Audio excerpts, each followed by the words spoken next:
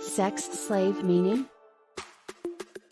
A sex slave is a term that refers to an individual who is forced, coerced, or manipulated into engaging in sexual activities against their will and under the control of another person, often referred to as a master or dominant. This is a form of sexual exploitation and human trafficking, and it is illegal and considered a severe violation of an individual's human rights. Sex slavery involves non-consensual and often brutal sexual acts, and it is a deeply harmful and traumatic experience for those who are victimized.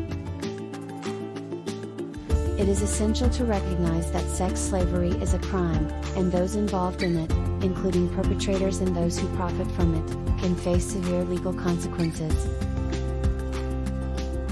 Efforts to combat sex slavery and human trafficking include legislation, law enforcement, advocacy, and support services for survivors.